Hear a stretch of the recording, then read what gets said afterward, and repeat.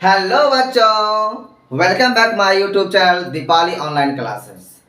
बच्चों, आप लोगों को इस वीडियो में आज जो है कि हम हाइट एंड डिस्टेंस के अंतर्गत वृक्ष पर आधारित क्वेश्चंस को बताने वाले हैं बच्चों। तो क्वेश्चंस को जानने से पहले जो है कि क्या वृक्ष का जो कॉन्सेप्ट होता है तो उसको हम समझने की कोशिश करते हैं बच्चों।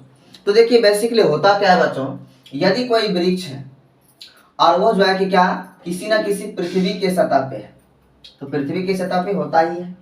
और यदि मान लिया कोई हवा की झोंके से जो है कि क्या इसके वृक्ष का ऊपरी सिरा टूट जाता है बच्चों, और टूट करके जो है कि क्या जमीन से लग जाता है, जमीन की सतह से लग जाता है और थीटा डिग्री का एंगल बनाता है।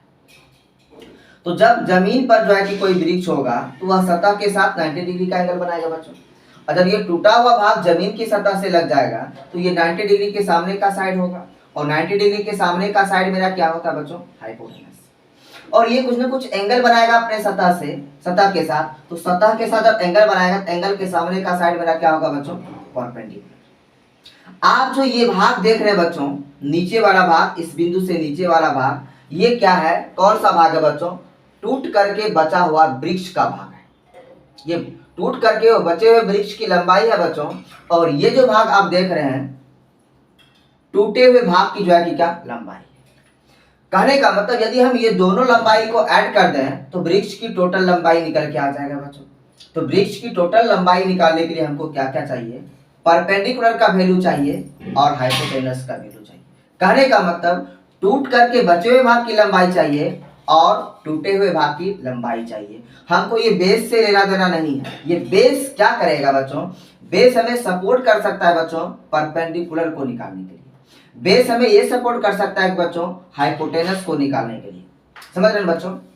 तो बेस का जो है कि क्या रोल यही होगा, हमको जो है कि क्या यदि टोटल बेस का यही रोल होगा कि हम इसकी सहायता से और एंगल की सहायता से हम परपेंडिकुलर निकाल सकते हैं, और इसकी सहायता से और एंगल की सहायता से हम हाइपोटेनस निकाल सकते हैं।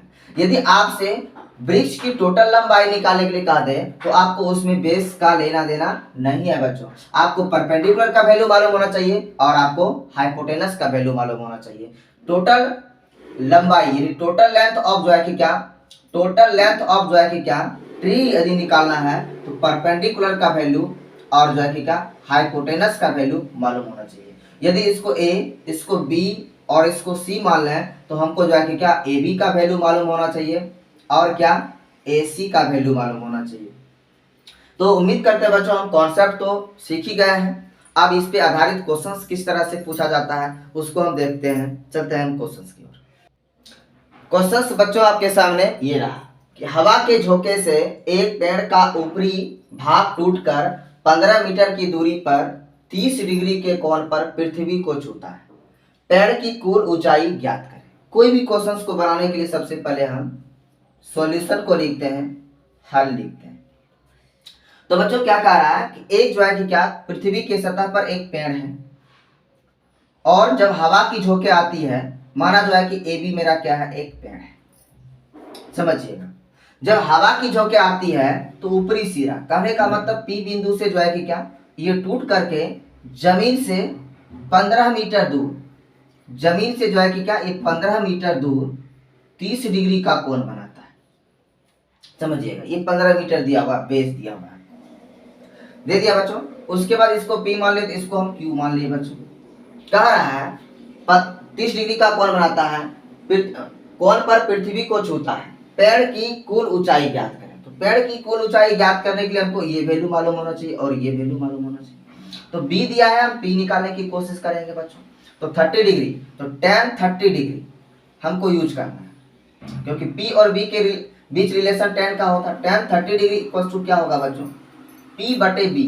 तो थीटा के सामने का साइड p होगा, तो क्या हो जाएगा बच्चों, इसको मान लीजिए आप x मान लीजिए। तो x बटे क्या हो जाएगा, 15 मीटर हो जाएगा। इसका वैल्यू क्या होगा, 1 बटे √3 होता है tan 30 डिग्री का वैल्यू। तो x बटे क्या हो जाएगा बच्चों, 15 मीटर हो जाएगा। इसको क्रॉस मल्टीप्लाई कर दीजिए तो क्या होगा, √3 इंटू एक्स इक्वल्स टू क्या हो जाएगा बच्चों, 15 मीटर हो जाएगा। तो x इक्वल्स टू क्या होगा, 15 बटे क्या हो जाएगा, √3। इसको कंजुगेट कर देंगे बच्चों, तो √3 और बटे क्या हो जाएगा, √3। कहने का मतलब ऊपर में भी √3 से मल्टीप्लाई, नीचे में भी क्या √3 से मल्टीप्लाई। तो ऊपर मेरा क्या हो जाएगा 15√3 हो जाएगा, और नीचे क्या होगा √3 इंटू √3 3 हो जाएगा बच्चों। इसको कट कर दीजिएगा तो 5 टाइम्स कट हो जाएगा। तो कहने का मतलब क्या लंब का वैल्यू 5√3 मीटर आया बच्चों। अब जो है कि हमको इसका भी वैल्यू मालूम होना चाहिए। तो हम या तो जो है कि इसको पाइथागोरस थ्योरम से जो है कि क्या आप h का वैल्यू निकाल सकते हैं, या तो पुनः जो है कि क्या कोई ना कोई निष्पत्ति लगा के जो है कि क्या इसका वैल्यू निकाल सकते हैं। तो आपको b का वैल्यू दिया है और h का वैल्यू निकालने के लिए कहा है, तो क्या लगाना है आपको cos लगाना है। तो एक बार और जो है कि हम यूज करते हैं, पुनः cos 30 डिग्री इक्वल टू क्या होगा बच्चों b/h होता है। तो b का वैल्यू क्या है 15 मीटर है, और इसको हम बच्चों y मान लेते हैं। तो h क्या हो जाएगा बच्चों y हो जाएगा। तो cos 30 डिग्री का वैल्यू क्या होता है बच्चों √3, अब y क्या हो जाता है 2 हो जाता है। तो क्या हो जाएगा बच्चों 15 मीटर अब बटे क्या y, इसको क्रॉस मल्टीप्लाई कीजिएगा तो क्या हो जाएगा बच्चों √3 इंटू y, अब 15 गुने 2 क्या हो जाएगा बच्चों 30 मीटर हो जाएगा। इसलिए y बराबर क्या होगा बच्चों 30 और बटे क्या होगा √3। इसको कंजुगेट कर देंगे बच्चों, क्योंकि नीचे जो है कि क्या अंडर रूट जो है कि नहीं रहना चाहिए। तो √3 और बटे √3 से क्या करेंगे मल्टीप्लाई कर देंगे। तो क्या हो जाएगा बच्चों 30 √3 हो जाएगा ये, और √3 का √3 क्या हो जाएगा 3 हो जाएगा बच्चों। इसको कट कर देंगे 10 टाइम्स, तो क्या हो जाएगा बच्चों 10√3 मीटर। आपको पेड़ की टोटल ऊंचाई निकालना है, तो दोनों को ऐड करना पड़ेगा बच्चों, टोटल लेंथ निकालना है आपको। तो क्या हो जाएगा बताइए, दोनों को ऐड करना पड़ेगा x प्लस क्या y। तो x का वैल्यू क्या निकाले बच्चों, x का वैल्यू क्या निकला है 5√3 मीटर, और प्लस y का वैल्यू क्या निकला है 10√3 मीटर। दोनों को ऐड कीजिएगा बच्चों, 5 और 10 क्या हो जाएगा 15√3 मीटर निकल करके आ जाएगा।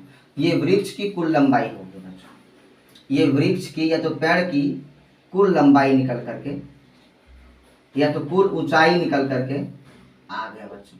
समझ में आ रहा है। तो यदि आपको भी इस तरह से क्वेश्चन मजेदार लगे, हमारा कॉन्सेप्ट लगे मजेदार, तो हमारे वीडियो को लाइक करें, शेयर करें और सब्सक्राइब करें। थैंक यू बच्चों, फिर मिलते हैं अगले वीडियो में।